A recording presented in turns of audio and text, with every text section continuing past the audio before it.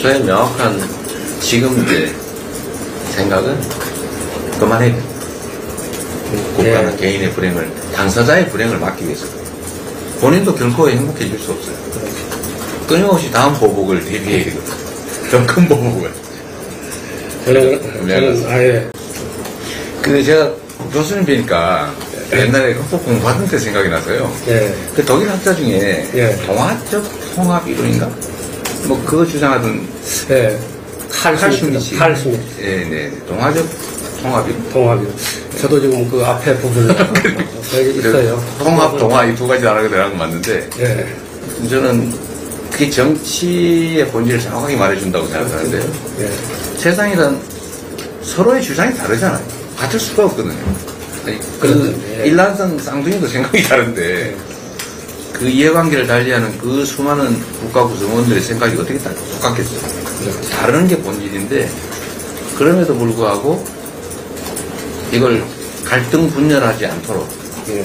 하나로 통합하지 못하지만 동화될 수 있도록 그냥 우리말로 하면 구동존의할 수 있도록 그렇죠. 네. 그동안. 그렇게 하는 게 정치의 역할인데 제가 최근에 제일 안타깝다고 그럴까 네. 한편으로는 개인적으로 가슴 아프고 국가적으로는 불행이라고 생각되는 것이 갈등을 정치 또는 정치라고 하면 너무 추상적이에요. 예. 예. 국민의 권력을 위임받아서 국민 통합을 이루는 게 책무라고 예. 할 국가 권력 담당자들이 오히려 갈등을 부추기거나 대결을 심화시키는 방향으로 가는 게 제일 걱정거리입니다. 네, 저도 동감입니다. 지금 사실 헌법에 잘 아시다시피 그 기왕 기능 중에 사회 통합 기능이 있습니다. 네. 헌법이. 그걸 이제 특히 국가 최고 지도자로서는 가장 중시하는 사회 통합 기능을 통해서 그 동화적 통합을 해야 하는데 저는 그게 제대로 안 되고 있는 상황에서 국민들이 건강하고 네. 갈등을 겪고 있는 이런 상황은 헌법적 상황은 저는 네. 아니다. 이런 생각입니다. 제가 어느 편이 아니라 네. 헌법을 저도 한 40년간 헌법을 공부했고 실무를 담당했고 그거는 먹고 사신 먹고 사는데 사실 헌법 네. 잘 아시다시피 헌법소송이나 헌법에 집착하다 보면 돈벌이는 안 됩니다. 아 그렇군요. 네. 일종의 이제 공익소송으로서 하고 있습니다만 그래도 뭐 그렇게 하니까 좀 이제 또 평가를 해주기 때문에 그렇죠. 네, 그런 있습니다만 사실 헌법 재판이나 헌법에 대한 이런 관심이 좀 활성화됐으면은 이런 생각이 들어요. 그 변호사님 평소에도 저한테 그 말씀 많이 하시는데 그래서 사실은 이 정치보복 얘기 그때 이게 절대 있으면 안 된다 이 말씀 하시잖아요. 제가 최근에 그전에는 피상적으로 그 당위로서 받아들였는데 뭐 그래야지. 근데 과연 수용할 수 있느냐 이런 생각들이 가끔씩은 이렇게 당위는 당인데 실제로 그럴 수 있을까를 생각할 때는 약간의 의문들이 있었는데 최근에는 그 생각이 많이 확고해졌어요. 어떤 거냐면 정치인들의 특히 위임받은 권한 행사자들 국민적 대리인, 주권 대리인의 제 최고의 덕목이 통합이잖아요. 통합. 그러니까 권력자가 되기 전까지는 한쪽을 대표하지만 특정 부분을 대표하지만 되는 순간에 전체를 대표하는 게 의무 아닙니까? 그때 제일 큰 책임은 통합인데 갈등을 최소화하고 하나로 만들지 못하지만 어쨌든 국가 공동체 안에서 함께 살아가도록 만드는 통합, 포용 이게 제일 큰 책무인데 이걸 가로막는 제일 큰 위험 요소가 보복이죠. 제거하려고 하고 인정 안 하려고 하고 권력으로 상대를 억압하는. 근데 이거는 자칫 잘못하면 제가 요즘 그런 생각이 어느 단계에선가 멈추지 않으면 계속 확대될 수밖에 없고요. 계속 증폭되고 결국 마지막에는 내전 상태로 갈 수밖에 없다 이렇게 되는 거예요. 이걸 어느 단계에선가 멈춰야 되는데 누군가는 지도자가 멈춰야 나오면은 먼저 지금 아주 핵심적인 그래서 김대중 대통령께서 그렇게 핍박을 당하시면서도 왜 정치보복 없는 포용정치, 화해를 얘기했을까를 이제는 제가 절감하게 됐어요. 아, 그게 끝이 없는 보복의 악순환, 네. 사회 갈등의 격화, 결국 마지막 단계는 일종의 내전 상태.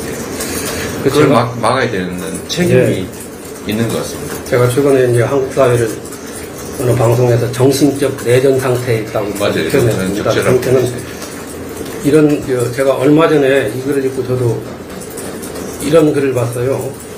한국의 정권 교체는 복수극이다. 네. 한국의 정치는 복수의 도구로 전락했다. 이건 보수 성향의 정치학자의 책에 나온 겁니다. 천마리에. 이걸 보고 저는 이 복수 고리를 끊어야 하는데, 지금 여기서 뭐 제가, 농담이 아니고요. 우리 이 대표님이 정권을 잡게 되시면은 복수의 정치 보복의 고리를 끊겠다. 이런 선언 사실 그런 생각이 아니, 드십니다. 선언이 아니라 너무 당연한 거예요. 당연합니다. 근데 지금 이제 그런 얘기 선거 하는 때, 자체가 선거 때. 아니, 그건 제 기본 입장이에요. 예. 그러니까 그런 걸 선언하는 것 자체가 교만해 보일 수도 교만해 있고, 오바일 수도 있고요. 근데 뭐 그런 거 분명한데, 어쨌든 제 생각은 누군가는 끊어야 되고, 제게 혹시 기회가 되면 당연히 제 단계에서 끊어야지. 아니면 모두가 더 불행해지는 상황으로 가게 됩니다. 그렇죠. 보복은 보복을 부르거든요. 그렇죠. 그리고 영구적으로 한쪽 집단이 계속 집권할 수는 없어요. 이 대한민국의 민주공화정 체제에서는 언젠가는 교체될 수밖에 없고, 보복하면 그 더 큰 보복을 부르고, 그거는 개인적으로도 불행할 뿐만 아니라 국가적으로도 국민들에게도 큰 불행이기 때문에 그걸 어느 단계 끊는 게 맞습니다. 그래서 저는 윤석열 대통령께서도 이제 그만하면 좋겠다. 아니, 지금 당연한 말씀이고, 사실 정치보복을 가장 많이 당한 그런 그 분이 대통령이 됐을 때 끊어야 합니다. DJ가 화합에 끊었죠. 그럼 우리 대표님 참 정치보복 상상도 당하고 있어요, 객관적으로. 그렇기 때문에 그에 대해서 끊어져야 한다는 것도 저도 말씀을 드리고 싶어요. 제가 이제 구체적으로 그 말씀을 드리는 거는 오바일 수 있기 때문에 어떻게 하면이라고 말을 할 수는 없고, 저의 명확한 지금 이제 생각은 그만해야 됩니다. 국가는 개인의 불행을, 당사자의 불행을 막기 위해서 본인도 결코 행복해질 수 없어요. 끊임없이 다음 보복을 대비해야 되거든요. 더 큰 보복을. 저는 아예 선거 기간 중에 유력 후보가 같이 선서를 하든지 집권하면 정치 보복 끊겠다. 도장 찍어요. 도장 찍고 국민들한테 공증하라고 말해요. 이런 것도 필요하다. 그 정도까지 안 되고 이거 안 지키거든요. 안 지켜요? 아니 그 국민들을 보는 앞에서 그게 아니 지금 뭐 공약한 거 다 안 지키는데. 그래서 제가 제 생각에는 법률가적인 좁은 시각으로 말씀을 드리면 위약 배상 약정을 해야 될 것 같아요. 아니 그 어기면 배상하기로. 그거는 유효할 수도 있을 것 같아요. 계약서로 이렇게 서로. 국민들한테 공약을 한 걸 안 지키면은 국민들이 들고 일어나는 수밖에 없는데, 이 정치 보복의 고리를 끊지 않은 그런 주장은 국민들 다 공감합니다. 아니 그건 뭐 당연한 지금 건데 안 지켜서 문제라는 거죠. 안 지켜요. 그 점은 너무 명확하고요. 그게 이제 그래서 제가 동화적 통합이론. 동화적 통합이론. 어떤 말했던 칼슘치 생각나는 정확한 단어는 하나쯤은 틀린 것 같아요. 기억해 보니까. 그 변호사를 보니까 헌법 얘기를 하다 보니 그 생각이 제가 많이 났어요. 하나님 공부를 열심히 하신 것 같아요. 헌법을 되게 첫 부분이나 이런 부분은 거의 안 읽거든요. 잊어버리죠. 부분만 읽고 해서 제가 관수범법 이론을 들어가지고 수도의전법위원 논리를 폈을 때도 헌재가 그걸 받아들였거든요. 그런데 관수범법을 잘 연구를 안 했어요. 학자들도 앞부분이기 때문에. 그래서 상당히 거기에 대해서 뭐 비판적인 그런 그 논평도 많이 나오고 글도 봤습니다만. 성문법 국가에서 관수법법이 많이 되냐는 반론도 있습니다. 그래서 저는 이 관수범법이야말로 성문법에 앞선 헌법의 기본 장전 중에 장전이다 이렇게 봅니다.